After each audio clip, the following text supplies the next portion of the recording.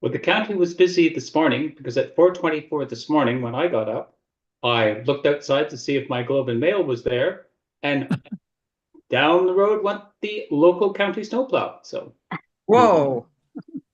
Be down ours too. Yeah, it's been down ours too. Oh, good. Hello, everyone. Hi. What's a snowplow? Oh, We're on Rednersville Road. We don't know what they are. Okay. Madam Chair, we're still about a minute out, but I've begun the live stream. I just wanted to make sure that it was working. So I see Councillor Hirsch is joining us. Looks like we've got a full complement this morning. yes, well, we'll wait for Councillor Hirsch. Great. Okay. Yes, but yeah, now that Oh, it's Stacy. Good morning. Mm. Where's my camera? There we go. there we go. Okay, Madam Chair, we are at 9:30 and we are well populated here. Okay, so I'll call this meeting to order. This meeting will be live streamed, recorded, and available on the internet by visiting the county's website at www.thecounty.ca. This meeting will be conducted as a virtual electronic meeting in accordance with the county's procedural bylaw. So now I need a motion to confirm the agenda, that the agenda for the Built and Cultural Heritage Advisory Committee meeting of December 10th, 2025 be confirmed. Do I have a mover and a? I'd like to make a modification. Right. I'd like to make a recommendation that our committee, BCHA committee, makes a recommendation to council as part of 7.4 on the agenda. Okay. Madam Chair, I might suggest when we get to 7.4, if there's a discussion, and Janice had alerted her intent to have a discussion, that if there's a motion that comes out of that, that would be the appropriate time to bring the motion. Yeah. Okay, so we don't need to do that inserting in that agenda. Okay, good. Any other? All right, so do I have mover and a seconder? Not yet. No, I'm waiting for them. All right, Councillor John and Edwin seconding. All right, everybody in favor? All right, off we go. Okay. Now we have disclosure of pecuniary interest. Does anybody have any pecuniary interest? Seeing none, then we'll move along. The minutes of the previous meeting, Built and Cultural Heritage Advisory Committee minutes from the meeting held November 5th, 2025. That the minutes from the Built and Cultural Heritage Advisory Committee meeting held November 25 be adopted as presented. Are there any errors or corrections in the minutes? Yes, Rob? I think I have one and possibly two. There's a reference to Indigenous Peoples Day. It should be Indigenous Veterans Day, not Indigenous Peoples Day. Yeah. And that's in item 5.1. Fix that. And then the second one was with regard to our motion for the Heritage Conservation District signage. And this might be a minor thing. I noticed that in point 4, bullet or number 4, our motion, at least recorded in the minutes, says we're recommending to include 10,000 in the 2026 budget. And I think the motion that went to council was to recommend consideration of. And I don't know if it makes a difference, but hopefully it was considered and it's there. Through the chair, if I can jump in, that recommendation from this committee was approved by council at the council meeting that followed. I would have to dig a little deeper into the budget to find if it made the final there, but certainly it was considered as part of the budget. Okay, thank you. All right, so I will need a mover and a seconder for the that motion. Thank you, Edwin, and seconder. Thank our John. So we have the mover and the seconder, all in favor. Thank you very much. Good go that we got the 10,000 in the budget. Thank you, everybody. All right, so announcements, Ben, I think you have some. I would just make a brief announcement. I circulated a note to all the advisory committee members about potential changes to the schedule. There's been some staffing changes within the clerk's office team, and we just want to make sure that all of the committees can be properly supported. Now, this committee has a statutory responsibility to review heritage permits. So the recommendation was to cancel the January meeting, but that's it. Some of the other committees were given longer pauses. So there was a two-part motion that was approved by council last night.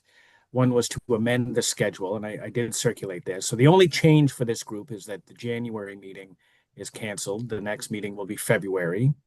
The second part of that motion was to direct staff to work with the committees to review work plans, to identify achievable priorities for completion with within this last year of the council term. And this applies to all of the advisory committees. So that can be something that maybe is discussed in the work plan section, but this was fresh off the council meeting last night, so that has been approved. Okay, but if we have heritage permits coming up, we can call a meeting if necessary to accommodate all of those, as we have Certainly. done in the past. Yeah. Certainly, Madam Chair, I would think that given that we're just about in mid-December, that we would have seen any heritage permits that needed to be adjudicated in January, and there's nothing pressing that can't appear to wait till February. It also may help that it's not the prime construction season, so Yeah, right. work goes slowly, but whatever is in the pipeline can be reviewed in February. Okay, all right. Anybody have questions for Ben or need more clarification? Okay, all right then. So we'll move on to 6.1. Members of the public who wish to provide comments under section 6 of the agenda can do so by contacting the clerk's office at clerks@pencounty.on.ca by noon on Tuesday, December the 9th, and to register. So We have none. we have none. All right, good. We can move on to the heritage permit application. 7.1. Mhm. I will interject here, Madam Chair, and my apologies, but the motion was left off the agenda. So the sort of default motion with these is a motion to approve. So perhaps if you want to put the motion on the floor, that the Built and Cultural Heritage Advisory Committee recommend that council approve heritage permit application HP 1525 for 155 Picton Main Street. Then you can have the discussion. Okay, so can someone move that and second, moving Edwin and Ross seconding? Okay, all right, discussion. Edwin. Looking at, Manager, looking at the list of drawings and documents that have been put in there, it's not clear what the scope of work is that was approved, because we've got the old application and the new application all mixed up there, unfortunately. The applicant put in information in a rather random way, and we don't have a clear, to my knowledge, a clear understanding of what they were going to do and what we actually recommended they do. But it was quite clear in our comments from the task force, but the drawings now would contradict that as they stand. Okay.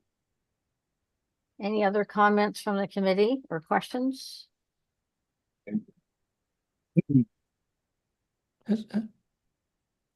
Uh, Yeah, Edwin, sorry, through the chair, Edwin, just to confirm, there has been a lot of information. So included in the agenda was sort of the several iterations of the package, just for the education of the committee. So, Okay, right. and I suppose we just want to make sure. I'm going to share my screen here, Mhm. and there was the later version. Sorry, it's taking a minute to load. One moment.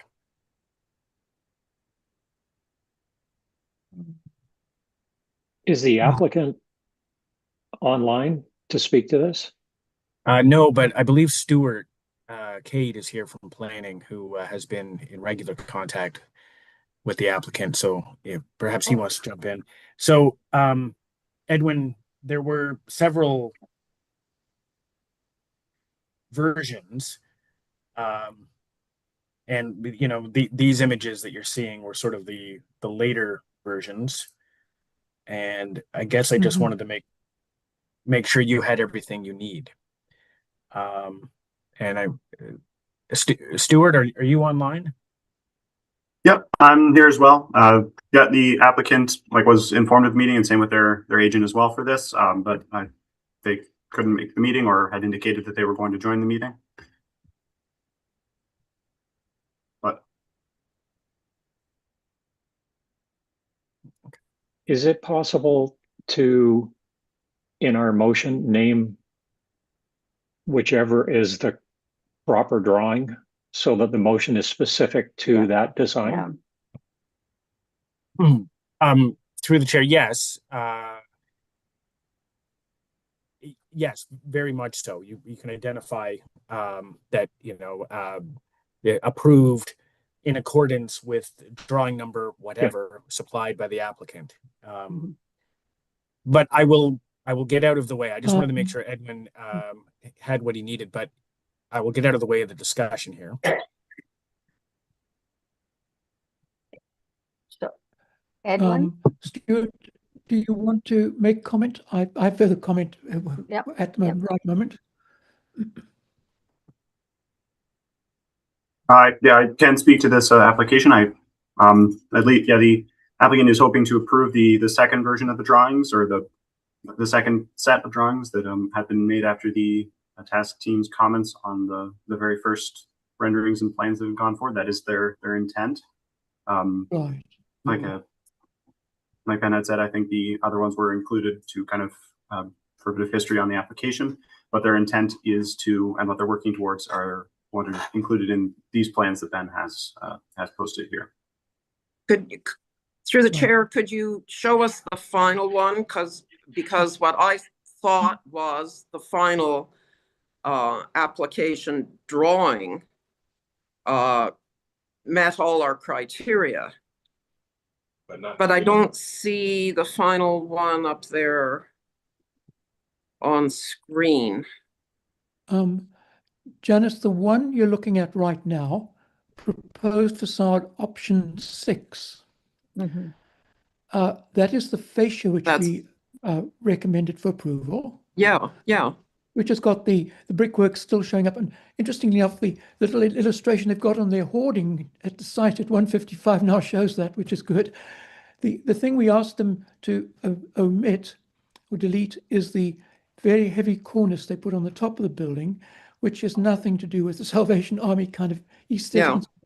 We asked them just to put a good solid metal coping along the top and let the fascia board be the main decorative element which was added to the building. So that drawing if that drawing is I referenced that drawing in our task team comments.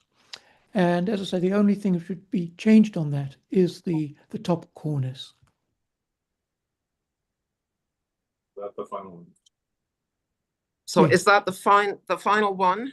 That's the final one, yes. That's the final one. Yes. Okay. And may I add that talking with the architect and builders on the street as they were working over the last month and a bit, or a couple of months, and then looking at the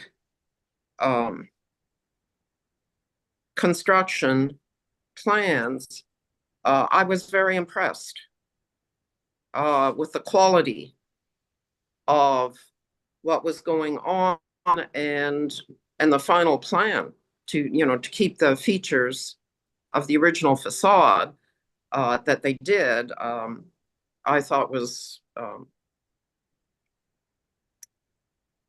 quite impressive. I think, if I may add here, you'll see that the top of the drawing says MKL Consulting. With Stuart and I sort of encouraged them to find a heritage consultant, which they did. I don't know where this young guy works from, but he was very good. He gave us the basic change all happened as a result of his intervention and obviously advice to the client. The client was cooperative. And as I say, when we came to actually do our final review and comments, it was really refinement of this drawing, option 6, number 6.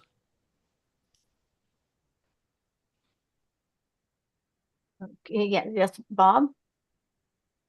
So, Madam Chair, through you to the permit task force, I'm confused. Do we have a drawing that fully reflects that you're happy with? Because it sounds like this option 6 is partway there, but not fully. Right. If I may answer that, we asked in our our approval of the project that a drawing be submitted showing that final Right. final disposition of the elements, mostly because I wanted to be sure that we would see that it was proportionate, and because I had to reduce the size of that of the actual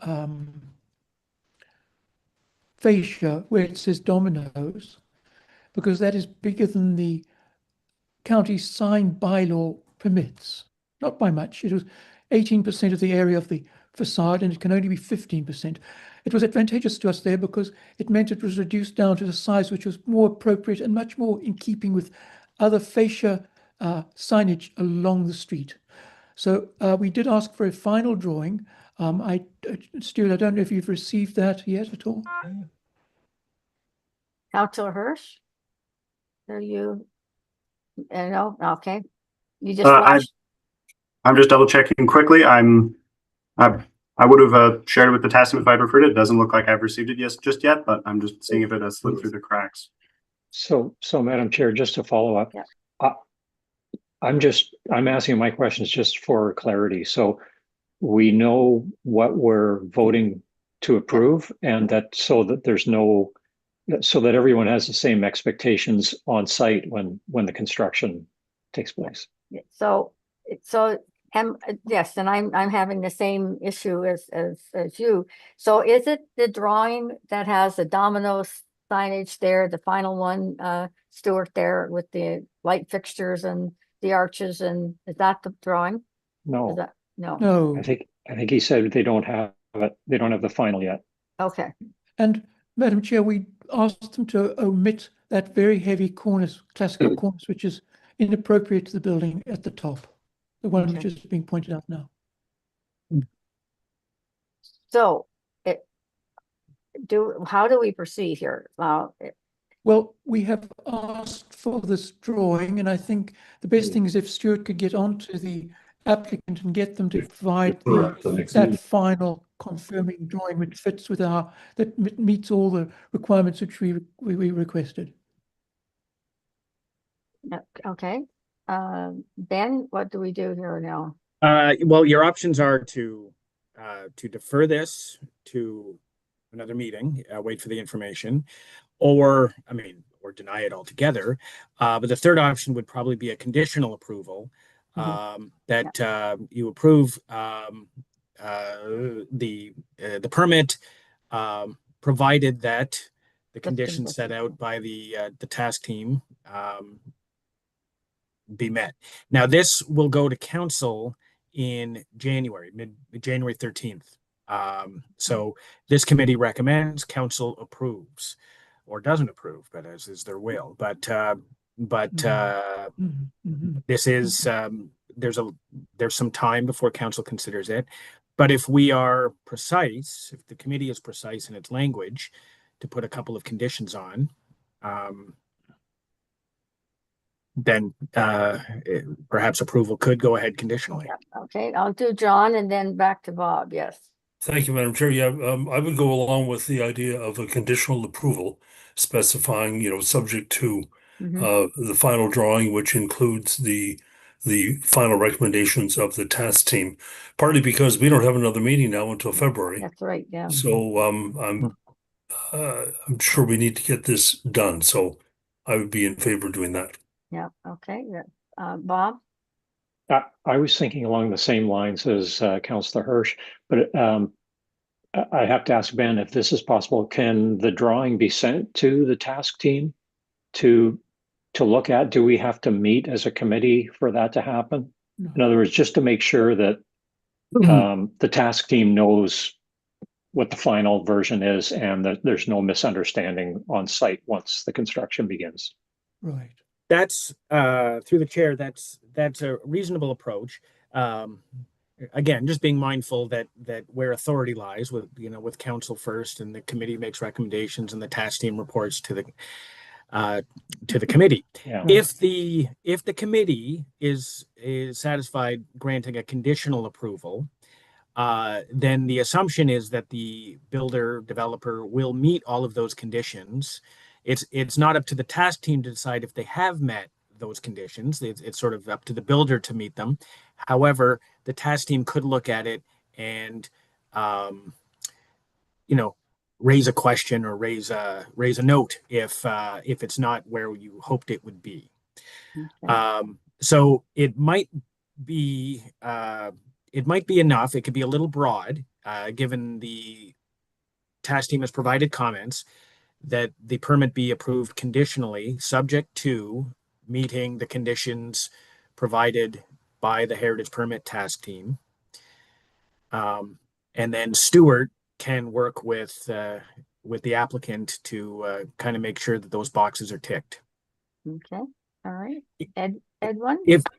Sorry, one last point. If Sorry, they carry on, the Karen. Sorry, applicant- Karen. Pardon me, Edwin. If there's resistance from the applicant, then we're in a different position, and this might end up a decision that council makes. But I suppose we've all been heartened by how well the applicant has been kind of taking advice here. So anyways. Okay, now Edwin? Ben, I think we did ask in the application, the condition was that we should see that drawing prior to fabrication of any of those elements. And given that it's going to change the proportion of the various elements on the elevation, and just to give you an idea, their fascia originally was 4 feet 2 inches high, which is staggeringly large. It's now reduced to just about 3 feet, which I think is proportionate to the building. But I think we do want to see that. I mean, I, as a member of the task team, would very much like to see that drawing. And if Stuart can, I don't think it's going to be too problematic. It's a digital drawing. I'm sure they can modify it relatively easily and resubmit it to Stuart before fabrication of any of the elements, and that we then just can be reassured. And I think why not just give it to everybody on the committee to see it, because it's an interesting application actually, and it's turning out to be remarkably better than we ever could have dreamed when we saw the funny old building that was sitting on at 155 before, with its strange sort of a faux brick and all the rest of it. So it's a good news story, and I think it'd be nice if everyone could see it. Okay, a technical question. Can this get back to us before it goes to council? The drawing, final drawing? To the chair, that would delay it until February. Not to us like to our formal meeting, but for us, if we put the conditions on, certainly can they be implemented, and then the team can see it without maybe coming together as a formal meeting. Sure. just to verify Yeah, that yeah. it's done, Mhm. and so council knows that we have yeah. Mhm. taken a second look, the final look at it. Yeah, It certainly it can be circulated for awareness. I always have to Mhm. provide the caution that you can't make decisions or No. conduct business outside of the meeting setting. no, The task team can kind of have its own meetings Yeah. to discuss. Right. But certainly it can be shared for kind of the entire committee's awareness. No, awareness and approval. so yes, Edwin? Edwin? Do you have a Thank question? you. Thank you, Madam Chair.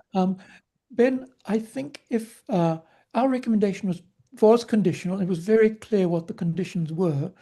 If that can be reflected in the text that goes forward to council, I don't think there's any sort of problem. And I think Councillor Hirsch is right that we should move it ahead. It's been quite long in the works because they, not for our reason, we were quick on meeting the comment dates and so on, but they got a bit confused along the way and had to change their application. And I think it'd be really nice because, you know, it could go forward to council and council can vote on it and that's done. It would be, I think, the most appropriate thing in the circumstance. Then, Madam Chair, we Yeah. would require a simple amending motion to Yeah. to the motion on the floor. Yeah. Let me get back to my minutes here.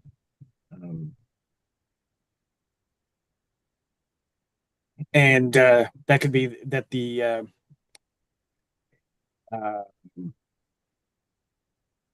committee recommend that council approve heritage permit application HP 1525 for 155 Picton Main Street, subject to meeting the conditions provided to the applicant by the heritage permit task team. Okay, I think that'd be fine, yes. that's the amending motion, yes. Okay. All right, so just You might be a little more precise to say, provided they implement the final revisions recommended by, just to narrow the focus. Very good. Subject to implementation of the final revisions recommended by the heritage permit task team. okay. Right. Yep. Sorry, Ben, didn't mean to step on your toes. Oh, well, it was not on the floor yet, so it's fair game. Yeah. Okay.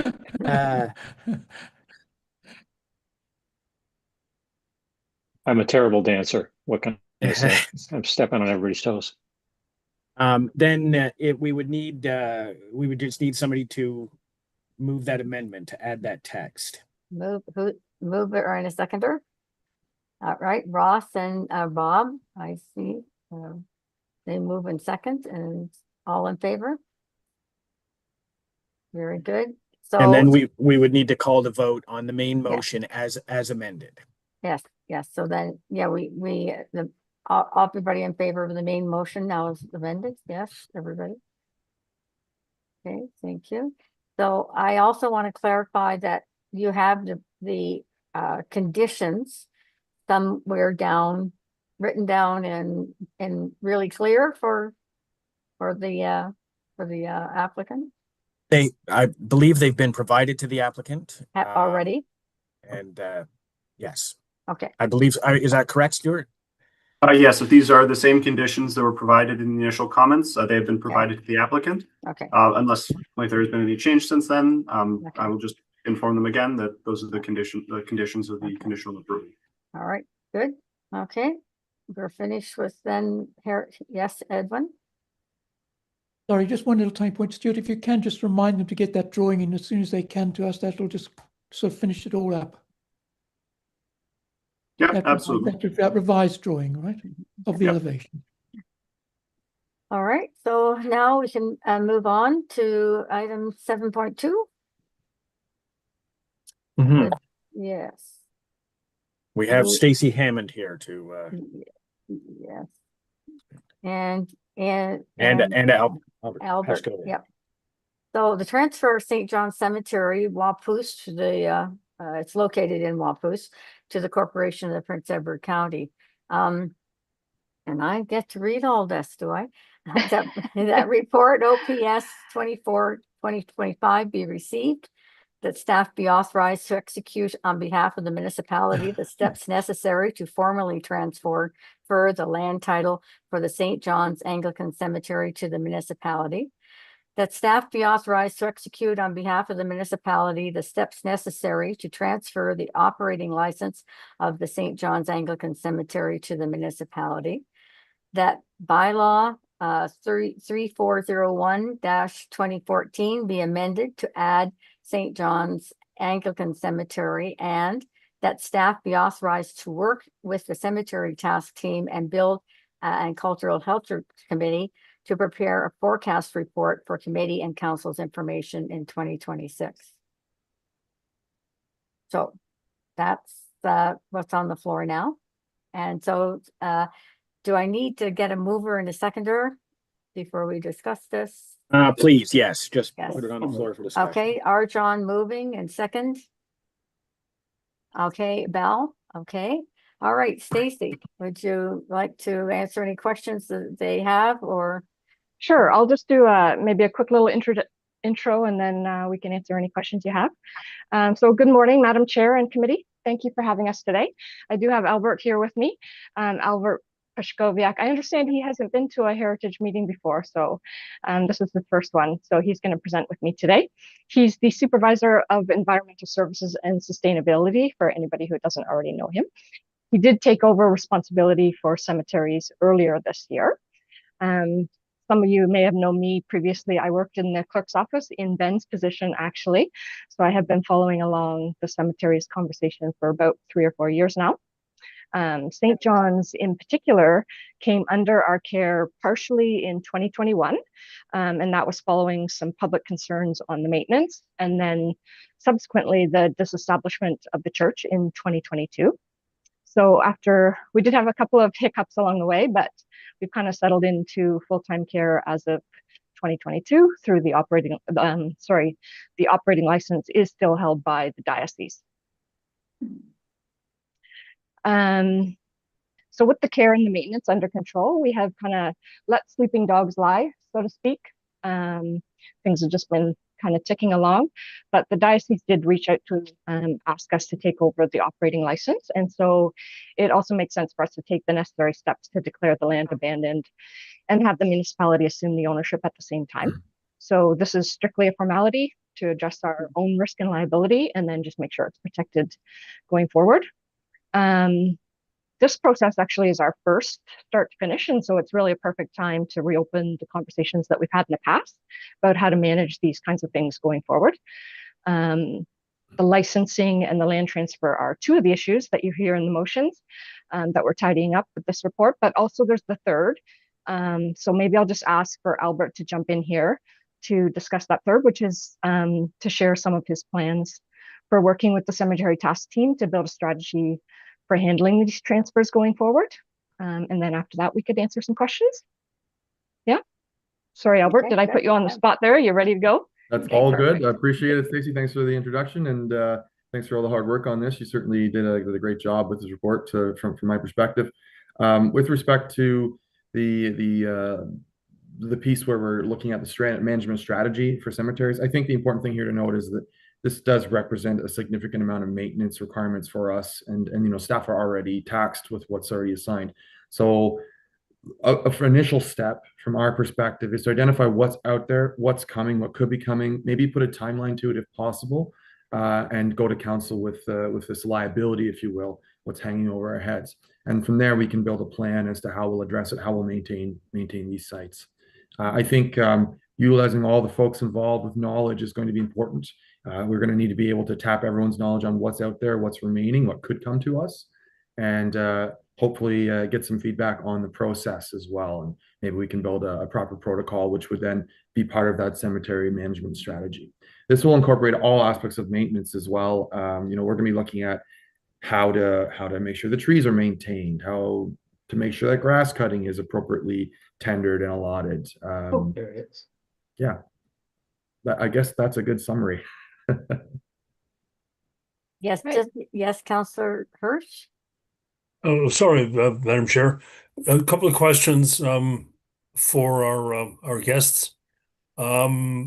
Is this a license? Is this an active cemetery? I think it is an active cemetery. Yes. And is that why the license is required? And what do we get for $600 a year anyway? It actually, the licensing cost will probably be less than that. That's just a very rough estimate, worst case scenario. And it's just based on how many burials, et cetera, each year. Sandra can probably speak more to that. But basically, it just authorizes us to be running the cemetery, and we do have to have an active license every year. Mandatory if you're doing active burials, and a lot of that you're mandatory if the cemetery is abandoned. It's mandatory that the municipality pick it up. You don't have any choice. But we certainly we certainly should have a process for future looking at what's going to come to us, because they come to us when volunteer boards disappear and can't manage them anymore. And so if we can try and anticipate what's coming in, it'll be a really boon to the budgeting. Because if you get some cemetery with a lot of aging trees, you could have a $30,000 arborist bill right in front of you. And the province does not give money to the municipalities for maintaining these cemeteries. Yes, Albert. One important aspect of this process is going to be to identify whether or not there is care and maintenance funds associated with these cemeteries. I believe there is a legislative requirement to put money aside to maintain these things, and it's going to, fall to that process to make sure staff ensures we get access to those, because that will be part and parcel with how we maintain these in the future. You can get access when it's not locked in with another entity, but the care and maintenance funds can come down, except that in the province, many cemeteries don't have a very big care and maintenance fund. The care and maintenance fund became mandatory in 1956. So most of our heritage and older cemeteries would not have any fund at all, because they were not doing active burial after 1920 or 1860. So they would not have a care and maintenance fund. They may have a trust fund from a family donor who thinks that the cemetery should be maintained. So it's really the care and maintenance fund most of these, unless you're Mount Pleasant, is not going to do the maintenance for the cemetery. I mean, Glenwood doesn't have enough money in the care and maintenance fund to have a really bustling or bountiful maintenance on trees and things like that. We have to have active burials that make our revenue to do that. Yeah. Yes, Stacy, and then. Yes, I'll just jump in there. We do believe there are some funds for this particular cemetery for St. John's. They're probably not that much, but we do believe there is some.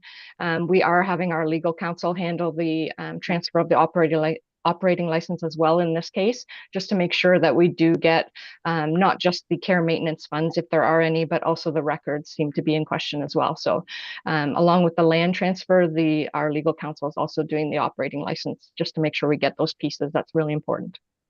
And I will add that you are paying for it. The municipality will pay those costs. Mm-hmm. And that's a problem, because we've got 23, maybe 23. You have 56, 57 cemeteries under your care now, but there are over another 20 out there. And so if we have to go through all the legal costs, and we get nothing from the province for doing that. And if there's not a big care and maintenance fund, you're toast. So this is it's really a problem all across Ontario. Yeah. Yes. And through you, Madam Chair, I think you're emphasizing the reason why a management strategy is required here. Really, we need to have that fiscal responsibility, the fiscal liability understood, so that we can go to council with an ask, or start looking at a reserve strategy that's going to be able to manage this. And many other municipalities are suffering the same fate of these coming in and not being able to not have enough money to really do the job that they're supposed to do, because we're supposed to keep them all accessible for family to go to them. It's not that it's just the only active ones. We really need to keep the historical ones that way too in the law.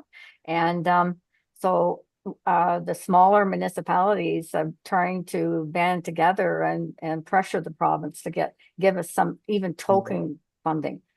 That because it's just we don't get anything for it, and so I'm glad that we've come to this crisis on this one, so that it has said that, you know, pushed us into really looking at that master plan and procedures and protocols for them to come in. And this one was a crisis because they needed to bury someone, and we cannot leave them unburied.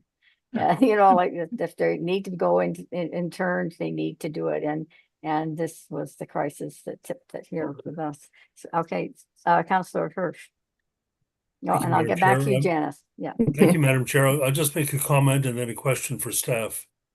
My comment is, I think it's disgraceful that a major church, which is hardly broke, gets away with leaving us holding the bag for their cemetery. And the suggestion for staff to take consideration of as you're working out this, you know, strategy and plan is, why wouldn't we somehow encourage creation of a Friends of the, in this case, Friends of St. John's Anglican Cemetery, to raise money for the maintenance of the cemetery, which they would donate to the county to be able to do that. I mean, you just pick all the names off the gravestones there and send them, you know, send them messages. Yeah, right. They're the ones who benefit.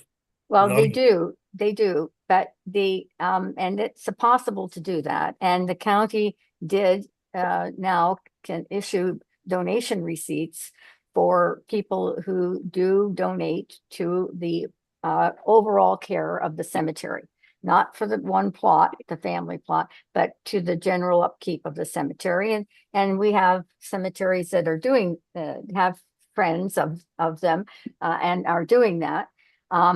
But it's the volunteers that can maintain them they pass away if the families disappear, because they're all interned there and they don't have the capacity then to donate when you're all in there. And we can't rely on that as a source. It's the source we should, you know, invest some time in, but it's like at Glenwood, when the monuments, 150 of them were pushed over, we had fewer than 20 families that came to repair them and came up. I see Stacey and Albert have taken notes. So that's good. Yeah.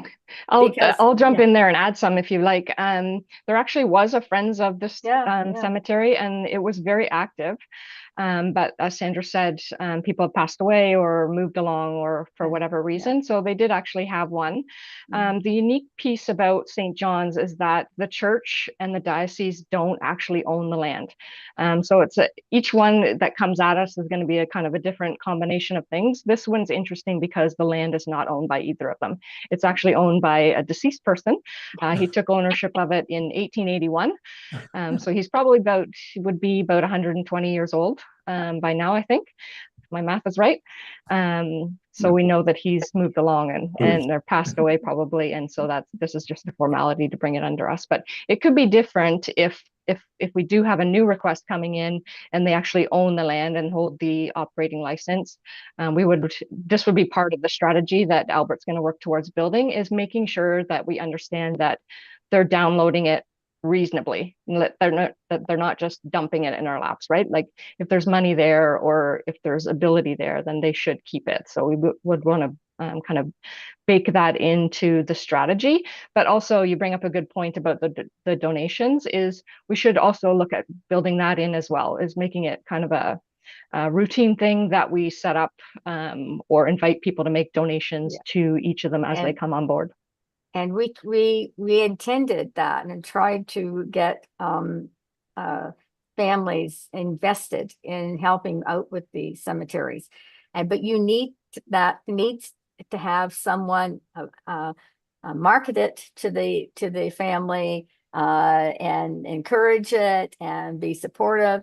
But we don't have the staff to do that yet. So Albert and Stacey, I'm glad that to be working with you. Our team did review this her report from Stacey, and did say yes, we have to do it, but we need to do something more. And this is why this is anticipated. So, yeah, Bob, Janice has had her hand up for a long time, and I'll come back Sure. to Bob. Janice. See if I can remember everything. Yeah, the Anglican Church want to divest as much as possible, but I'm wondering, legally, if they don't own the land and we don't own the land, legally, where does that leave the land? That has all been sorted out, because that can be sorted out in that, and that's been done there. So It's simply a declaration of the land as abandoned, and then Yes. the municipality comes in and takes over, and that's per Yeah, the that's act. it. We have to do Yeah. that. But I wanted to bring up South Bay Cemetery. And 10 years ago or more, there were major complaints about how derelict the whole thing was. It wasn't being looked after, especially with its connections to the Minerva story. And somehow I believe it's the county that is going in and looking after it and doing an amazing job. But that's been on the municipality's books for a long time. That It cemetery. has. Yeah. But it's doing a wonderful job, but it was a lot of pressure, public pressure, to make them do that. But it is still, and you mentioned that the graveyards are a source of documentation, family history. I've even done lectures on cemetery art. They're valuable pieces of county heritage. And South Bay Cemetery is, being beside Mariners Museum.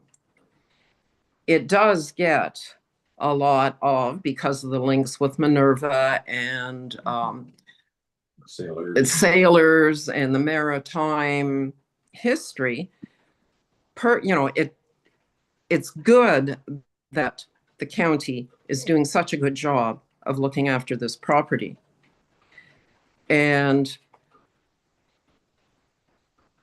wondering how and we can get the ongoing finances to keep looking after these properties. I like the idea of trying to find or get out there friends of, relatives of. I don't know how successful that would be, but we have to let the municipality know that these, just because it's a bunch of dead people doesn't mean it's fruitless per se. Yeah. We have to get the municipality to realize the importance of maintaining these cemeteries. Yes, well, I've been trying, and a lot of us have been trying for the last 15 years because the monuments are disappearing. That's certainly a major loss, and for the historical record. But it's a problem in all of the municipalities in smaller areas. Yes, Bob. Yeah. Hi. So I'm really supportive of the staff report and the motion for a number of reasons. First of all, Albert and I are obviously on the same team. You got the memo this morning, Albert, and we're dressed appropriately. Before coming to the county, I was a volunteer with the Board of Trustees of St. Andrew's Cemetery. That's in Caledon, and it's a cemetery and a church, historic church that's owned by the municipality, but everything is run by volunteers, and they do so on a very sustainable basis financially. So I'm looking forward to the discussion of cemeteries in general and looking at them in a comprehensive way. And I really like the idea of trying to get out ahead of the issue. I'm also very interested in the real estate aspect of this, Stacy, because of my background in pipelines and acquiring land across Canada. I've run into owners that don't exist anymore a number of times, and so I'm just curious as to how it's going to be dealt with here. But not to get into it today, I just wanted to express support for the direction we're heading. We can definitely bring back an update on that as it goes forward. We had hoped to do this sort of early in December, but we've put a pause on it just to make sure that we've notified you as well as council. But we do expect it to be going through our legal counsel in January. So if there's any significant change to the process that comes out of that, we'll give you an update, but we expect that it'll just be easily transferred sometime in January. Good. Yes, Arjan. Yes, through the chair. One thing I went on my little device to have a look at the cemetery. I've driven by it many times, but I noticed on the picture they show, there's a dry stone wall in front of it, which just adds to the excitement. Yeah. Wow. Yes. Should be very interesting what to do an on-site inspection. I look forward to this. Yeah. Yes, yes, Edwin, and then Val. Madam Chair, I just want to ask a question of Stacey. At the end of your motion, you talk about the cemetery task team and the advisory committee having some sort of responsibilities. And I wondered what exactly that was. So actually, we had met with Sandra a couple of weeks ago or a week ago about Albert's plans for restarting the conversations that we have had over the last few years about how we're going to deal with these situations going forward. And so we're going to call on the task team, the cemetery task team, to work together with us and committee to try and push that forward. And actually, I think Albert had his hand up there to talk a little bit more about that and maybe answer Janice's questions regarding South Bay. So maybe we can let him jump in here. I'll do my best. I think the conversation kind of strayed away and my train of thought was lost. So my apologies. Yeah, no, we have definitely tried to step up in like the way we handle some of these cemeteries, the way we maintain them. Even just this past year in 2025, we've done some headstone repairs on some pioneer cemeteries, repairs that have not been completed in the past. So this was a new initiative that we've undertaken by staff that we have that actually have some experience with this, with repairing headstones. So we hope to continue that going forward. I just wanted to say, I think there's going to be a lot of different things that are going to have to come together to fund this and to make this possible. We've talked about a bunch of them already, but I think funding proper reserves, these friends of groups can be a good resource, but also just looking at economy of scales. We can look at economy of scale of these new properties that could come our way, what we might be required to do in the future, look at how much money that will cost, and is there a way to do things more efficiently internally? I know it's something that's heavy on my mind. Is grass cutting better to do internal or is it better to do external? Just as an example, same with trees. And those are the two main things that you'll be looking at on these cemeteries. Yeah. Any further, Val, did you have anything? Yep. Yes, Madam Chair, to you, on reviewing this item, I came to the same conclusion as what you were discussing. Thank you for bringing up those points. I'm looking at it at the state of readiness for the municipality, knowing that the municipality right now is shifting in different directions and pivoting to accommodate what is currently handling on its timeline. And so as Jan is saying, to doing a good job is maintaining the existing ones that we have under our belt, but to take on others without really assessing a state of readiness for the municipality would be a detriment. Mm-hmm. Yeah, thank you. Any more questions, Edwin? Madam Chair, do we have committee members who are assigned to the cemetery task force at the moment? We have volunteers and Bob, yes, and we've had it. It's been established all the 4 years. We've had the team, but it's some members, if of this committee went out and they have left, and some of them happened to be on the task team. But we do now have Bob Walden and Arjan and myself are the volunteers for that.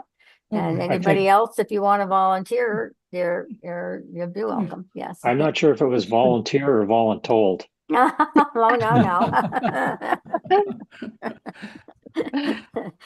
Yes, yeah, Stacy, did you have a question? Sorry, my apologies, Edwin. I didn't realize that you didn't know what the cemetery task team was, or that it existed. But absolutely, that's who we would be calling on. We do want people with some expertise at the table, but we would be happy if any of committee wanted to sit with us to kind of help build that strategy. Yeah. Great, No, thank you. Thanks, Stacey. Edwin is relatively new to this committee of a year or so, but it did start in the beginning and it's been there all along. And we have met in the beginning with predecessors of Stacy and Albert. Yeah, it's been a committee of the county municipality for years. I'll just add to that, if I may, Sandy. The more hands, the better. Yeah. So far, it's just Stacy and I, and we have many other things to look after. You know, the cadre of responsibilities grows and grows every year. So anytime we can get assistance, we are very grateful. Yeah. So, yes, Well, Stacy. I foresee a bicycle tour among all the Yes. cemeteries to take some photographs and do a condition assessment. So Yeah. Well, yes, Councillor Hurst. I was just adding to what Albert said. All you need to do, Albert, is look at the emails from interested parties in about June complaining about the maintenance in the cemeteries, and they should be candidates to join a private citizen task force. And you could add Irv Collier to that list. Janice, Irv calls me every year in June and says that the sumacs have grown up over the fence at South Bay and need to be cut down, and folks go and cut them down. Yeah. So, yeah. So there's but you have to be, it is tricky with volunteers because you have to have them cleared to do the work and that. So anyway, okay. So is all the questions on this one? So can we now have we have the motion on the floor? Can I now call for the vote? All in favor? Thank you very much. Very good. Well, see you later. Thank you. Thank you for having us. Okay. Thanks. Nice to meet everyone. Okay. Oh, So thank you. now we're moving down to 7.3, which is working group and task team updates. I think we've lost Ben, maybe. So 7.3. The motion for this one is that the updates from the working group and task team be received. So who will move and who will second? I am not seeing, I'm only getting 4 pictures of people on my screen. So yes, John Hurst. Madam Chair, there was just a power burp here, and I think Yep. Okay. I think we're losing people. In fact, we've lost quorum at this moment. Okay. Yes. Yeah. Now. Okay. So Maybe we wait for a minute and see the power. yes, we'll people's pause power the comes back meeting. on. We'll pause the meeting and see if we can get people back. will you know if the meeting is still being live streamed? I have no indication on my screen whether we are or not. I think it. I don't. Maybe it is. But I don't have Ben. I don't have Arjon and Oh, at the top of Ross. my screen, it says the content of the meeting is being sent to YouTube. So yeah. by the host. So Yeah. The signal looks weak, but there we are. So we've lost. So we'll just have to pause. Take a deep breath. See how many kilometers you want to bicycle through your tour on the cemetery. I've got. I'm not going out there today. Are you sure? I don't have a fat bike, but maybe Bob Legg could do it. Yeah. Yeah.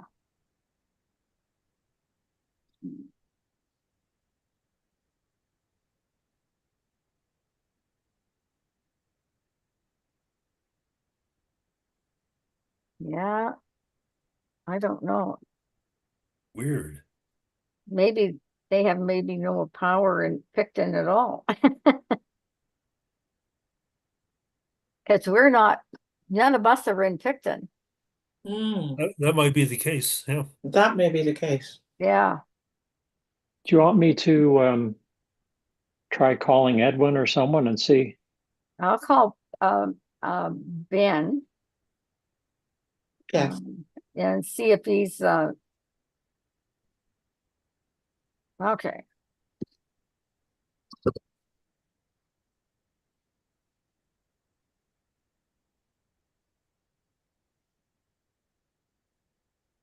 Hi, Edwin. Did you guys lose power? Yes, are you we're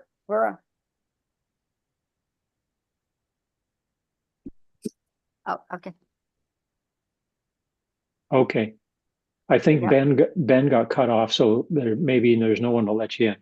Anyways, Okay, so you Sandra's can you calling some join other in people to see if we can, and get us because we've on lost and you quorum. come on So to us? hang in Okay. there until they can get Oh, you I back get- on. Okay. Okay. Bye Okay. for All bye right. for now. Well, there are 3 people Bye-bye. waiting in your waiting room. Okay. All right. Okay. All right. Bye. Yeah, He said the power Edwin's just, waiting.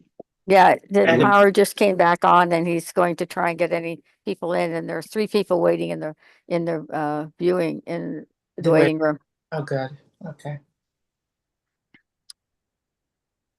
That was fun. Just blip and they went.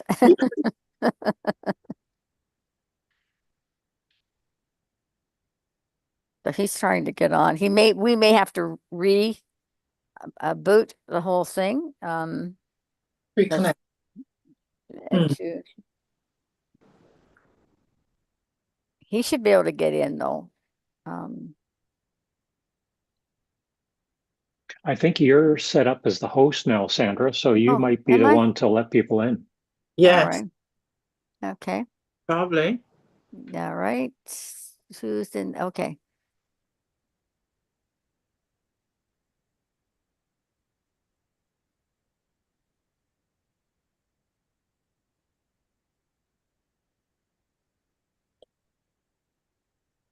I've got everybody.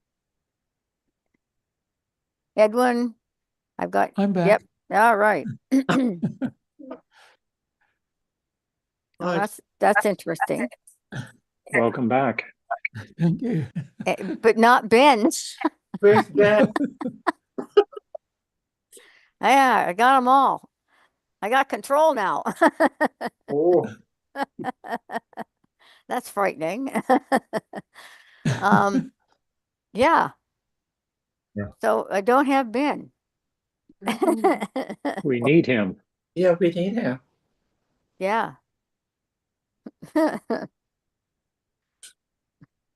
Yes, suddenly it got dark here and that was it. Poof. Yeah.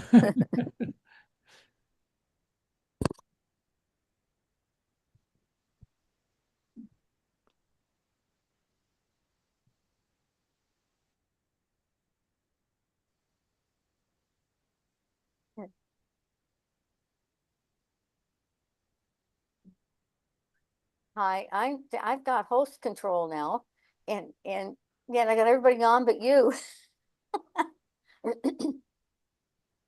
Sandy, can you hear me? Gord Gibbons? Well, yeah, click it and pretend to come Okay. over. Can you hear me? It's Yes. Janice? Yes, Janice. There's Janet. Hey, hi. Yeah, all right, I'll watch for you in the waiting room. Okay. I had to go to my cell phone. Oh, Janice, Janice, I've got you on my PC if you want to do the PC. Oh, okay. Yeah, we can see you, Janice. He's going to try to come in. Ben's trying to come in the waiting room.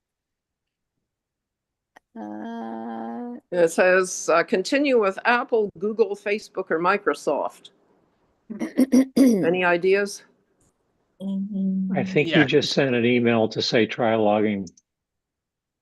Is he logging back in or? Yes, yes. Oh, There he is, is. Ben. There he is. Yay. Janice, come on down here. Oh, okay. My apologies, everyone. My power went out and Yeah. came back, Yeah. and I feared I'd lost all of you. I didn't realize the meeting carried on without me. So Well, No, no, we quite didn't. the We, No, we didn't. no, We're We all waiting. had to rejoin. yeah, we We paused. because Yeah. we were We supposed to. paused. Oh. okay. Well, Yeah. my apologies. We can certainly continue. So yeah, yeah, we paused and then yeah. So we were working on the working group task team updates. Okay. Yeah. And I think we did try to get a motion to receive, that these updates be received so we could get the updates in. So who Okay. Yeah. Who moved and seconded? I think John maybe moves this one Well, we and can do that, yeah. and Bob, yeah. Okay. So now we'll have the information, oral reports from the Heritage Permit Task Team, and anything else to comment on besides the application that was before us today? No? Yeah. Yes, through the chair, Stuart had reached out about kind of initiating. Stuart, this is where you wanted to talk about planning files. I don't think Stuart's on. Oh, there he is. Yes. Oh, no, not Stuart. I'm Here. sorry. Edwin. Sorry, I'm saying Edwin. the wrong name. Edwin. Oh, Yes. Pardon me, Stuart. yes. Thank Edwin, you wanted to talk about planning Right. files. Right. Yeah. Just think this thing, Oh, there's an echo in Edwin. hello? Yep. Can you hear me still? Yes. Okay. Yes. Specifically about site plan applications. I'm getting background, somebody else talking background. I see that Samantha Deck's here, which is great, because she is part of the conversation I had. And what I wanted to do here, hi Samantha, good morning. Basically, I can just put a little background to this. Recently, the site plan application came in for the Cape, the hospitality center, to add a new wing of bedrooms and on 3 stories, 20 rooms at the back of the building. And Samantha sent the site plan application to us at the task team to have a look at. And then in discussions together, she said to me and reminded me that under section 41 of the Planning Act, we cannot talk about the exterior appearance of the building at site plan stage. It has to occur earlier. And obviously that is the one area, this is the first time we see this application, and that is the area where Heritage has something to contribute to the whole discussion. So I think I'll turn it over now to Samantha just to give us a little bit of context. There's a whole other question she raised with me about basically bringing another heritage permit forward at the same time as the site plan, but I'll leave it over to her. Thank you, Edwin. Good morning, everyone. I'm Samantha. I don't think I've had the pleasure of meeting you all. I'm one of the new planning coordinators here at the county. Through you, Chair. Yes. So at time of site plan control, we are required to circulate internally and externally to our agencies to provide comments. However, at site plan control, we are governed by the Planning Act under section 41, in which the exclusions of site plan control include exterior design. So unfortunately, as part of the circulation to you guys, the comments are quite limited in that you can't comment on exterior design. However, I had indicated to Edwin that as part of our comments to the Cape as part of the site plan control application, we'll be advising them to move forward with the heritage permit process, in which the heritage permit task force team will be able to comment on the application at that stage. It's just with site plan control, we have the provisions under the Planning Act that we do need to follow in terms of what is included as part of site plan control and what is excluded as part of site plan control. So it's just more of an advisory to Edwin on really what we are limited to as part of that process under the Planning Act. Okay, thank you. Yes, Edwin. Thank you, Samantha. But in your one email to me, you recommended the idea that we could also have a simultaneous site heritage permit application. In fact, you said that could be sort of considered before the finalization of the site plan agreement. Can you just explain that a bit more? Because it doesn't. Does that give us any more opportunity to have real much input into the building appearance? Not really, I don't think. Through you, Chair, it is sort of a separate process, like the heritage permit process. In my emails indicating we'll make sure that that permit process is finalized before site plan control, because if there are comments and there are changes as have come through the heritage permit process, they would have to be indicated in some of those drawings that form part of the site plan control agreement. So the drawings will be schedules to the agreement. So I wanted to make sure that if the heritage permit is finalized and say there are any changes to those drawings, we'll make sure that those are included as part of the site plan control agreement. Okay. Just Councillor Hirsch there for comment. Yes. Thanks, Madam Chair, and thanks, Edwin and Samantha, for getting onto this subject, because this reminds me of the Drake Devonshire case in Wellington. And the trouble is that the application for a heritage permit seems to be completely up to the applicant. And if they elected, and in fact, the Drake Devonshire has still not filed a heritage permit application, and they may well insist on a decision on the site plan control before that happens. And my understanding from Angela Bonamici is that in a recent communication she had with some people in Wellington, that could well happen, that the site plan could be approved, and then the heritage application come before this committee. And if this committee was to turn it down, that would be a very interesting situation, because you would then have that application turned down going to council, and council would be having to make a decision whether to support the Built and Cultural Heritage Committee, or which would in essence halt the ability for building permits for the site, or would there be pressure to overturn the work of this committee because site plan had already been approved. So I like the idea, Samantha, that the applicants should file heritage applications where needed at the same time or even before site plan. But there doesn't seem, unless we somehow build that into a policy, I'm not sure how we can force that to happen. Yes. Yes. It's too bad you couldn't have a one window approach where things happen simultaneously and in a coordinated fashion. So what prevents us from having that kind of window? But why can't we require that? Is there a loophole somewhere? Sorry, is that a question for me? Yes, well, yes, Samantha, you asked, fill me in. Unfortunately, I can't necessarily comment on what has happened in previous site plan applications that I necessarily wasn't a part of. I do know in this instance, like, we can work through these applications sort of concurrently. I'm not too sure on the process of trying to make that an actual policy. That would probably be a question for Angela.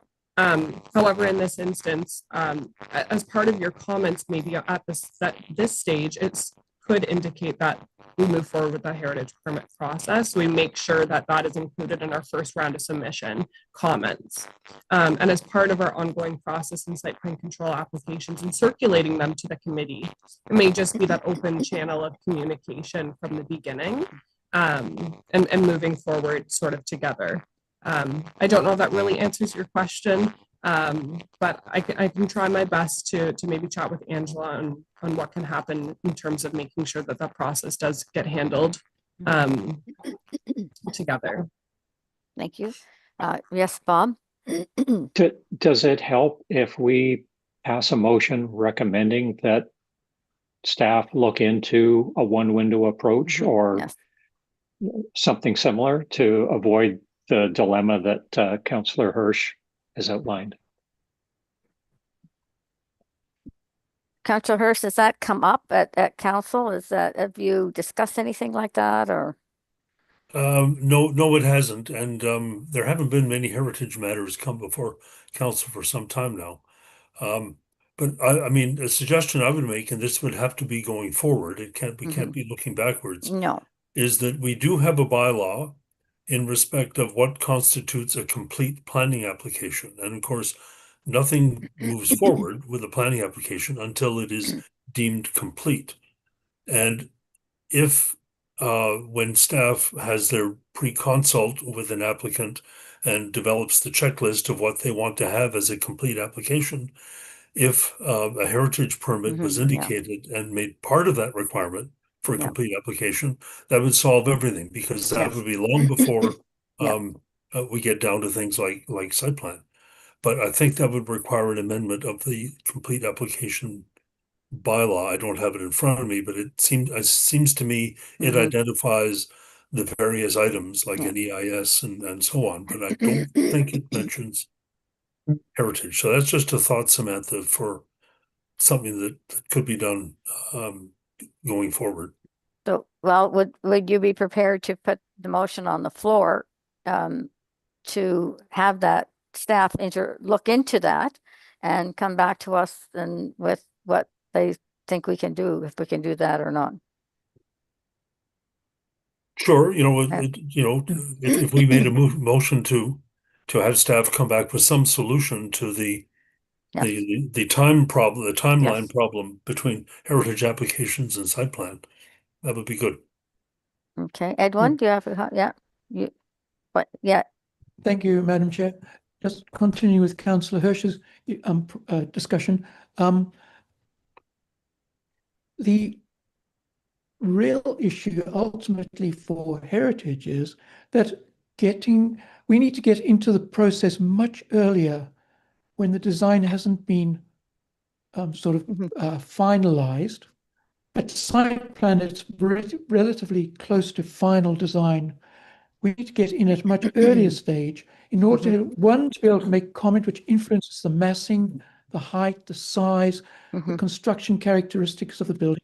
That's what we didn't get with the Drake application. Obviously, the opportunity there, although we did comment. That's the one issue. The other issue is that we, how can I put this? We make when we come back forward with our comments, we also want to be able to give information about heritage issues to the design team at a stage when they could actually make some use of it.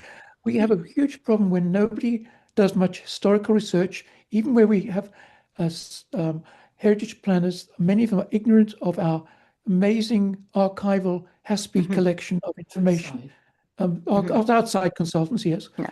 And there seems to be these two parts: one, a design comment, and two, providing information where they should be looking at context, historical background. That would have to come at a stage I do not know. Perhaps Councillor Hirsch knows from the current complete application structure where that could be plugged in. But that would be, I mean, in this particular case, we'll discuss in a moment that the question of a heritage permit with the current application, because I think I've got an issue. I've got an answer here which we can work out with Samantha. But first, it'd be great if Councillor Hirsch could give us some indication of where we might be able to plug in heritage comments and so on at the earlier stage in the process. Yes, Councillor John.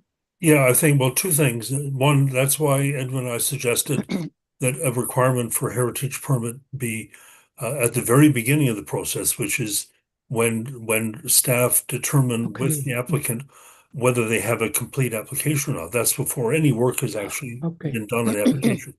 However, the second thing, which is interesting in the case of the Cape, is at some point, and Edwin, you know the heritage legislation better than I do. I wonder if the modifications that they are proposing should require a heritage impact assessment, an HIA, under the Act. And that could also be identified at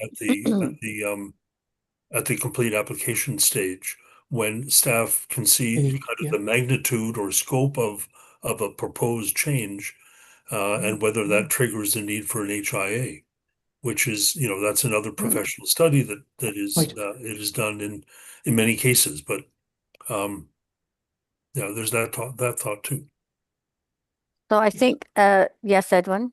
Sorry, if I may just carry on with that comment from Councillor Hirsch. HIAs really are a matter of judgment, planning's judgment about the scale of a project. I think it's difficult to get a set exact threshold. There's many projects which should be an unnecessary burden to put that onto them. But I think in the case, for instance, of the Cape, it is more than large enough to require a heritage impact assessment in the process, yes. Mm-hmm. So I think it would be a good idea to refer to staff and see if they can, if it's legal to do this, to say if there's some barrier that why they should come back with why we can't do it. Why can't we put it in the checklist? So right. All right. So John, you've made the motion. Ben, have you got the essence of it? I have a proposed motion. I will read and could it be framed this way, Ben? Because it just seems to me what we're talking about is in everybody's benefit. Mm-hmm. It saves time in the long run for people to know exactly what hoops they're going to have to jump through right up front, rather than waiting until they get further down the process and have to backtrack. Right. That's a very good point. Thank you, Bob. To the chair. Let me read what I have written, and then it's up to the committee to decide. That the Built-in Cultural Heritage Advisory Committee recommend council direct staff to explore options for earlier consultation with the Built-in Cultural Heritage Advisory Committee and Heritage Permit Task Team as part of a complete planning application. Great. Yeah. Does that get the gist of it? Yeah. Well, that's great, Ben. Okay. That then through the chair, you would need a mover and a seconder. Okay. I think it was Councillor John and Edwin seconded. We talked about that. Maybe in the to this motion for council, if we're trying to make this process easier and complete right from the beginning. So can you do one of those? Whereas we, something or other to just make sure council understands why we're coming forward with that. Whereas it is advisable that that heritage matters be considered, or heritage impact, heritage considerations be reviewed earlier in the process. Yeah. Madam Chair, just to support what you're saying, I think what we're talking about here is there's a mutual benefit. It's less work for staff. It's less work for the applicant. Yes. And applications should flow smoother this way. Just the Ben's going to speak. So it's a process improvement. Yeah. Right. Perhaps, whereas it is advisable that heritage considerations be reviewed earlier in the planning process, to streamline or to avoid unnecessary delays. To avoid unnecessary delays in the process. Well, whereas it is advisable that heritage considerations be reviewed earlier in the planning process to avoid unnecessary delays, and then that the committee recommend council direct staff to explore options for earlier consultation with the committee and the task team as part of a complete planning application.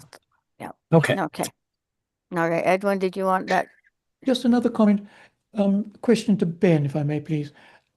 Do you think it would be good to put in a small sort of memo I started writing a memo about what you and I had been discussing, and it got a little complicated for this meeting to try and engage in. But we could put together I could put together a draft for John, Councillor Hirsch, your and Stuart and people's review, just to go as a background paper, as it were, to this motion. Is that a worthwhile idea? Because it's coming a little bit without any background, right? Yeah.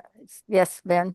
Through the chair, it probably is a good idea. So again, the process for this, if the committee passes this motion, this will go to council on January 13th, where your resident councillor Hirsch will be able to sort of champion it on the council floor.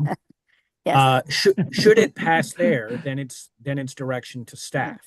Yeah. And at that point, it might be appropriate if you had a memo, a paper, or something to submit to Samantha and Stuart and the rest of the planning department to kind of codify your recommendations, the permit task team's suggestions. Yeah. I mean, when council directs staff, this will ultimately be a staff report or a staff recommendation that comes back.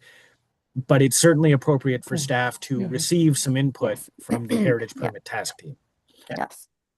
Okay. Good. All right. So now we've done Heritage Task Team. You just need to call the vote on this. Oh, okay. All in favor? We've lost Councillor Hirsch. I will. We do seem to have lost. Let me see. He may have just turned off his. Nope, we've lost him. We have lost him. Okay. Well, hopefully he'll be back. Yeah. Must be gremlins in the systems this morning. Anybody in the waiting room? No. So Okay. he's dropped before and may come back. Okay. I'll keep All an right. eye out. So anyway, all in favor of that? Fine. Good. All right. So now we need oral group. Yes, Edwin, you're the Heritage Designation Working Group now. Yes. No, Report. sorry, forgive me if I made Councillor, sorry, I mean, Madam Chair. We've got Samantha here, and I wouldn't mind if we could, we've got a situation where we've got to comment with the current situation, the current structure on the Cape. I asked Samantha whether we could get one more drawing of the facade from the street of the Cape. I should just say that the application, it hasn't gone through an HIA or anything like that, but I know Kearns Mancini well as architects, and Jonathan Kearns in particular, and I think the application, the actual proposal is remarkably good. It's a light touch kind of architecture that fits behind the building. My only question really was, in order to be sure of what we were saying as a committee, as a task team, we needed an elevation from the street, which they didn't provide in its fullness. And I think if we could, in this case, if we could get that that drawing, we could, as a task team, make a recommendation, because I think we can recommend strongly that this is a worthwhile and suitable project to go forward.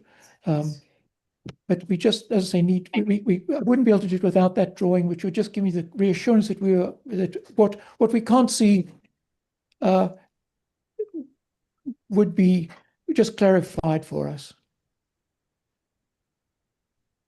Okay. So Samantha, that's something we could do. If we get that, just that information from them, it wouldn't be burdensome, particularly on them, in producing that drawing, and then we could put a heritage permit or comment under the site plan either way you like. We could do it for this moment, at this time.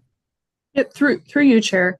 You're certainly allowed to make any comments back to me as part of the site plan control submission. So I do have comments being due at the end of this week on December 12th, in which I'll compile all the comments from all of the agencies and send them back to the applicant and the agent, in which we would probably be getting a second submission probably sometime in the new year.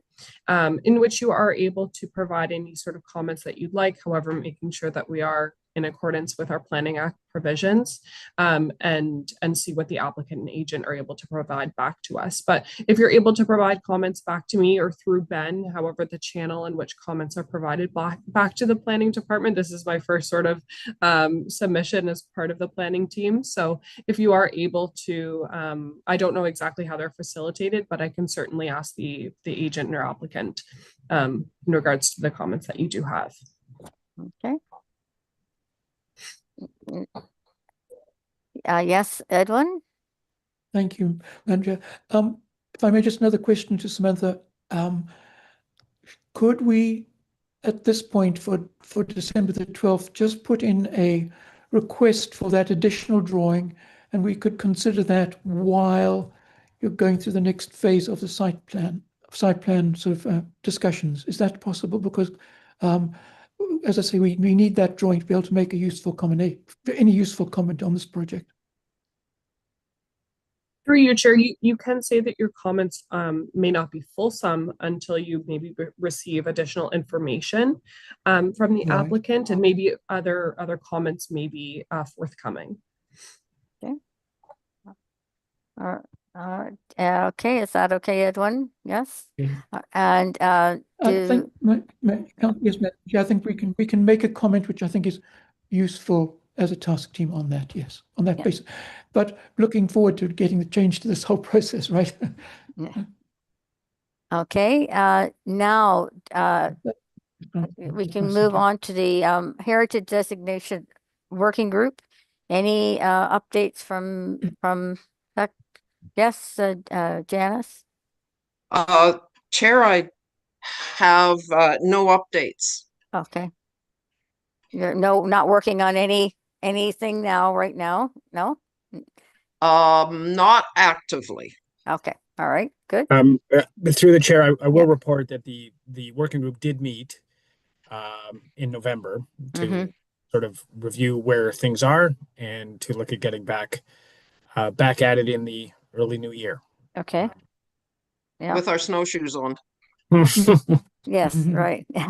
Well, yes, so yeah, very good. So then the cemetery task team, you've heard the report that we worked on for the St. John Cemetery, and we will be meeting in January to compile, gather together all the materials that are on the file at the clerk's office and the works department office on cemeteries, and start working on the policies and procedures that for all of the aspect of getting a master plan put together on how we can do a better job. So that's all I have for there. So so that's the oral reports of the task team updates. And we did put the motion on the floor before. And Correct. so now, yes, all in favor for them being received. Thank you very much. Okay, 7.4 work plan. We've had a request to add to our work plan that the Built-in Cultural Heritage Advisory Committee discussion regarding its work plan be received. So the terms of reference and composition of the committee will be looking at. The new structure for this amalgamated committee came into effect almost 4 years ago. And it was a really new, and we promised at the beginning that at the end, we would assess whether it worked. It was a whole new structure, and what we liked and what we didn't like and what worked and what didn't work, and make recommendations back to the clerk's office to for the next term, when the council comes in for the 4-year term, what will we change and what will we keep? So we'll have a healthy discussion once we get back in early spring, because our terms run out in the fall. So and then we can see what we liked and what we didn't like. So keep that in mind, and maybe write down what things you've liked and what things you think could be done differently and or better. And then we'll have a very good discussion on that and pass it along to the clerk's office. Yes, Janice. This was supposed to be discussed in 2023, and I'm thinking maybe we should put on record that for this council, but to recommend for the 2026-30 council, but it should be on record,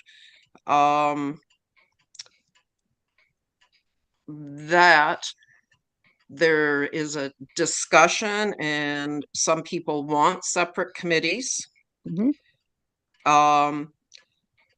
And the Heritage Advisory Committee would like criteria for membership, the criteria being people that have heritage knowledge, the ability to write designations, so that means knowledge of the Ontario Heritage Act and how it keeps getting changed. So qualified people in order to do that, and a recommendation that's come up time and time again, that we have a heritage planner or a planner that has knowledge of heritage issues. Like I said, all of this was supposed to be discussed in 2023 and it wasn't, but I would like this information to get to the current council so it will be on record before the next council session. Yes, John? Councilor? Thank you, Madam Chair. Yeah, yes, Janice, I think this is all stuff that we should look like. As Sandy said, what we need to do is report to council on here's how it has worked, here's how it has not worked, and here's some ideas to look at. And in aid of that, I think, Madam Chair, we should invite the clerk's office to one of our meetings, maybe in February, to explain the benefits and disadvantages of separate committees versus using working groups. And the reason this was done largely was cost, because the clerk's office has to support each of these meetings. So instead of one Ben for essentially 3 areas of work that we're doing this morning, there would be 3 meetings that Ben would convene. The other aspect of that, and I'll just throw out ideas that should be part of this discussion, is that the advantage of working groups under the head committee, which is what we have now, and that could be improved, is that they work less formally and have ability to have volunteer members and so on. When it's what council decided in for this term of council, that all committee meetings were essentially led by a clerk, and it's Ben that we have. And we had to follow all these rules, and we have to be on. We have to be recording the meetings on YouTube. And I've said this before, and you've all heard this from me, that it has a tendency to stifle conversation and make it more difficult. So my personal preference is perhaps better defined working groups and better defined recruitment for those working groups. And Janice, you're quite right. We have to find a way to get that Heritage Act expertise into the process of designation and into heritage permits. I remain convinced that we're going to have an avalanche of permits eventually from Wellington in the Heritage Conservation District, and perhaps designation requests as well. And if we're successful in the renewed effort in the new year to get designation going, we'll need that help. So those are just my thoughts, and I think perhaps if we invited the clerk to come and explain what she thinks of the process. And then you're right, we should have a healthy discussion and make strong recommendations one way or another, or in multiple ways to council. Thank you. Thank you, John. Through the chair, if I may jump in, I just wanted to speak to possibilities going forward. There are several things that the committees traditionally do. One is the chair makes an annual report to council. Stands up in front of council and provides an update on what the committee has been doing. And there may be room to ask for areas of focus or other support. I mean, formal requests should come by way of this committee through motions. But if the chair has an opportunity to stand in front of council, there can be a discussion, perhaps about things like a heritage planner. At the end of council term, during the last round, many of the committees left what we called a memo to file. Sort of, the new council will strike new committees next year. They may be the same, they may be different. That will be up to the new council. The memo to file is to allow the new iterations of the committees, the new members of council, and the staff to sort of pick up the threads that may have been set down at the end of one term, pick up those threads and decide what to do with them into the next term. So there are several ways to approach heading into the new term. They all may work. It'll be up to the committee to sort of consider what you think works best. Just wanted to provide those options. Yes, Ross. Yeah, I was just going to say, in regard to what Ben just mentioned, I remember that we were provided with that memo to file as part of kind of joining the committee. And I actually found that like really helpful as somebody who hadn't served on one of these committees before to actually have that to refer to. Yeah. Yes, John, Councillor John, yes.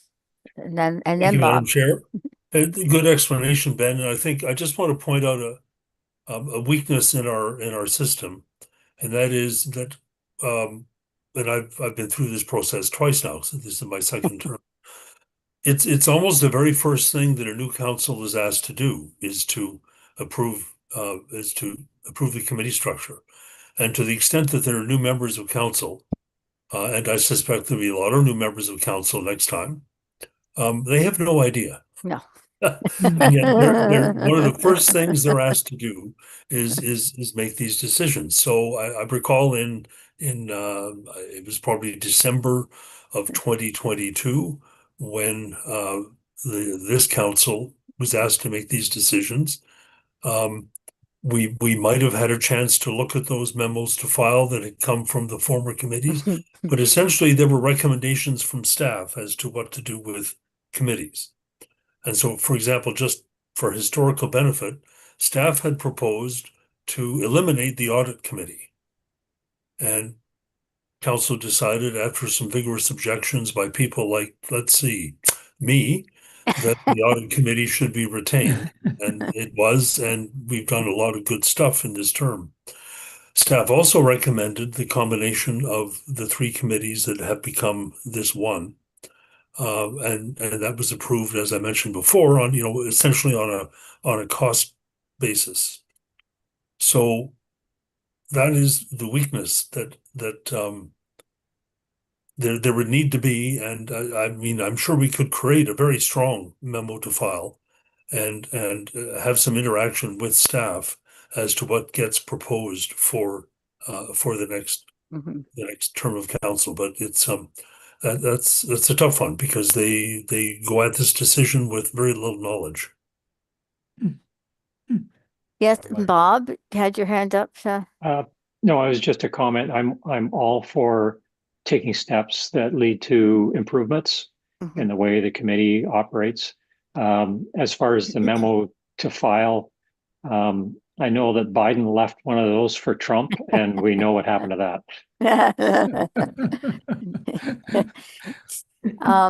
I'll just, if I can just comment, I've been on municipal committees since 2006, continuously on some of them, and involved in it. And when the new proposed structure came into play, when we started to get away from the old structure, which had been there for a very long time of individual committees, I was wanting not the cemetery committee to be involved in this because I thought it would be lost in the shuffle. But I was willing to give the process a chance. And Janice, we did look at it.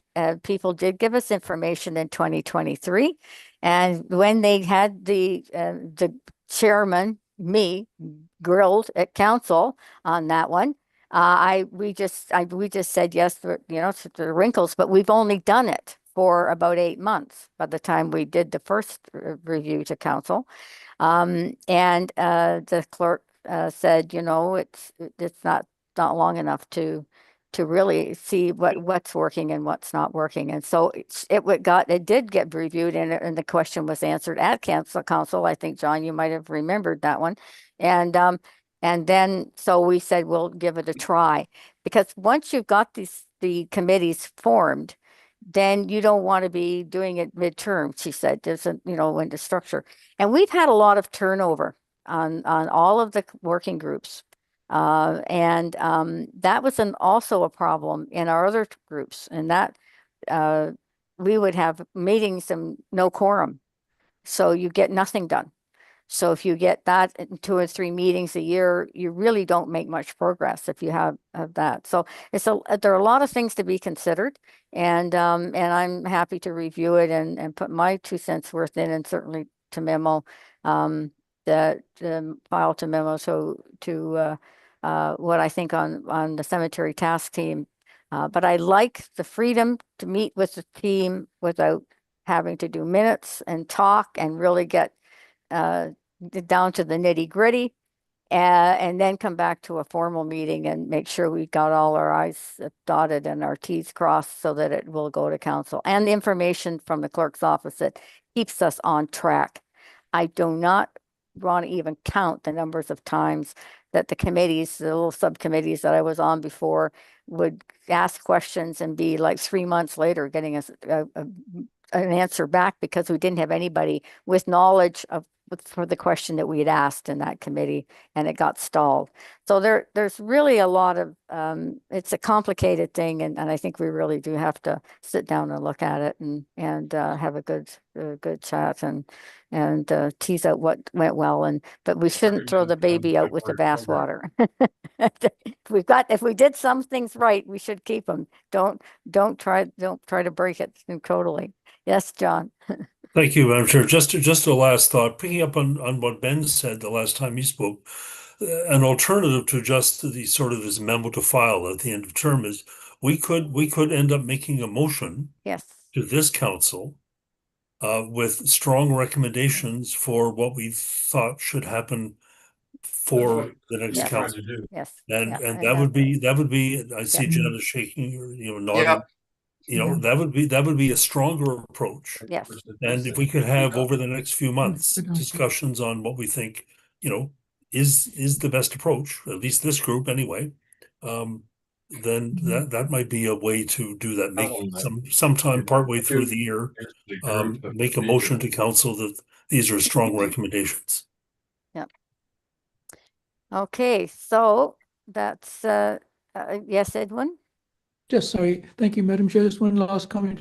Of the 17 heritage permit applications we've handled this year in 2025, I think, to best of my knowledge, only 4 have come to this committee. The rest are minor permits and do not come to the committee. Yeah. My concern is education, that people do not hear the considerations of why decisions were made, and it's hard for them to learn. I leave that with everyone, but that is my concern with the task team approach. It does give flexibility. It gives us a chance to talk, as you say, informally, but I'm concerned the rest of the team, the rest of the committee does not get much exposure to the heritage issues which have been discussed. Well, I think is there not a process that we've already sorted out, that planning department that sorts out what's minor and what's major that comes to us? Yeah. Oh, certainly. I mean, each committee, each permit as it comes forward, the criteria in the Heritage Conservation Plan tells us where it should be located in the major or minor application, and that we certainly do. But the minors do not come through to this committee. Yeah. Okay. All right. So this is a master list that we update. We have a motion on the floor. We don't. We just need to receive the work plan, Madam Chair. Yeah. Everybody in favor of that? So, okay. Thank you. So the next meeting date. I'm sorry, Madam Chair. Are we not discussing items in the work plan? Oh, master list of permits. Oh, yes. Did we have any updates in there? Is that the one you're? Through the chair, I think Bob wants to. Do you want to bring something up on the work plan? Oh, yes. This would be the time. Yeah, it's the Heritage Conservation District signage. Ah.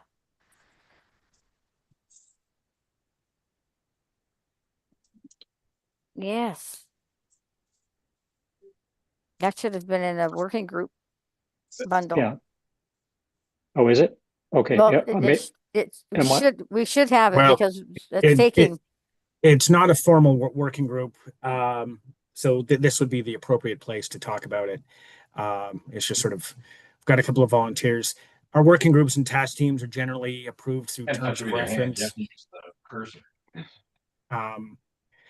But this would be the appropriate time it's sort of an ongoing project and on the work plan.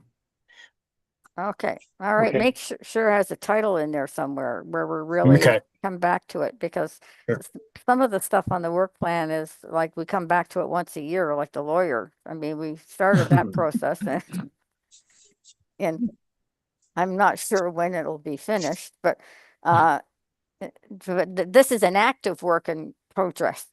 They're really moving and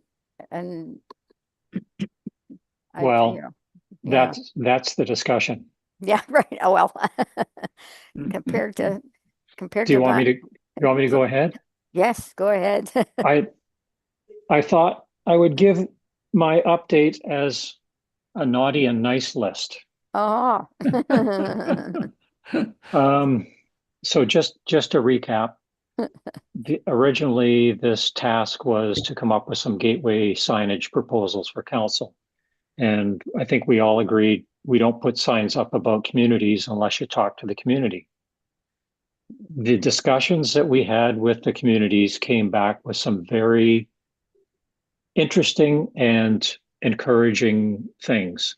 And last meeting, Councillor John, you mentioned that I think you used the word, you had turned this into from something that was modest to something that was large. But I just want to make it clear, the feedback we got from community members, individuals, business associations, heritage groups, was that there's some opportunities here that we really can explore. And so that's how the scope of what we're working on really came to be what it is. So I mentioned last time, it's a little bit like swimming upstream, and it has been a little difficult. But I start by just recognizing and thanking Councillor Hirsch for getting our motion approved by council for budget to do what we needed to do this year, which is release a survey on Have Your Say about the the signage design, hold a workshop with some key informants to refine a design that we can bring back to council, and have council consider $10,000 in next year's budget so we can actually install the signs. And we're trying to do all of this by Canada Day. And the reason for that target was quite important. First of all, it's Canada Day, and it seemed like a reason to celebrate having some signage going up. We also want to do this before we get into the election period, which might be a little bit awkward for some reasons. And also, we really don't know what's going to happen to the committee in the next term, and whether the members who've been working on this project will still be there to move it along. So the place where we are right now is we're going to have a meeting after this about the Have Your Say survey. There's been some problems in actually getting it released, but I'm hoping that when we're finished here today, we'll be having a discussion, and that will be we'll be able to go ahead. The next issue is for the workshop, and that's where I'm really at a loss. We have a budget approved to hire an outside facilitator and a designer to support the workshop, but we have no indication whether that is actually going to be put into action by the procurement people. So we're waiting on word back on that item, Ben. Through the chair, I can comment on that if I don't mean to interrupt your flow. Sure. There's been some back and forth between my office and procurement about getting the language and structure of the scope of work, the RFP basically, right? So we have a rewrite. Unfortunately, it's been a little delayed, but it needed to fit the requirements of our procurement process. So I'm happy to kind of have a conversation offline with you about it. But we are dividing up the requests into the two separate, the design and the workshop, not combining them because it's sort of two separate asks. It's just a bit technical to do with the procurement rules. Unfortunately, we've lost a little bit of time, but it is still very much on our radar, and I'm hoping to have this sorted out so that we can proceed quickly. And so in conjunction with the Have Your Say piece of this, that we can kind of get back on schedule. But Bob, I'd be happy to kind of catch you up. I mean, I'll take questions here, but if you want to have a further discussion about the technicalities, I can do that as well. Yeah, why don't we do that, Ben? I mean, this is good to get some kind of indication as to where things are. The big question, of course, will be what is happening for next year's budget, because all of the work that we're doing with the survey and the workshop leads to a recommendation. And if there's no budget to implement the recommendation, there could be a lot of disappointed people. So these things are all interconnected, and it would be good to maybe have that discussion and find out what the status on the budget for next year is too. Thank you, Madam Chair. I can go back to being a normal, at least try to be normal. Well then, Madam Chair, let's, yes. We don't actually have a mover and seconder to receive the work plan. So if we can do that, then we'll move on to the permits. Okay, so that the Bilton Cultural Heritage Advisory Committee's discussion regarding its work plan be received. Do I have a motion? Yes, from Edwin, and seconder from Val. Thank you. All in favor? Yes. Very well. There we go.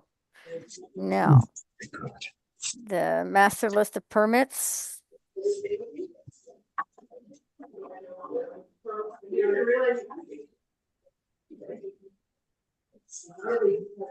Is Ben got? Yeah, hang on. I'm just going to share it. This thank you. is just a list of the permits that okay. So are currently active. There's okay. All right. So that the updated master list of permits be received. Do I have a, thank you, Counselor Hirsch, and the seconder? Thank you, Ross. All in favor of that? Receiving those reports, thank you. All right, so the next is meeting date is February the 4th. Okay. And at 9:30. And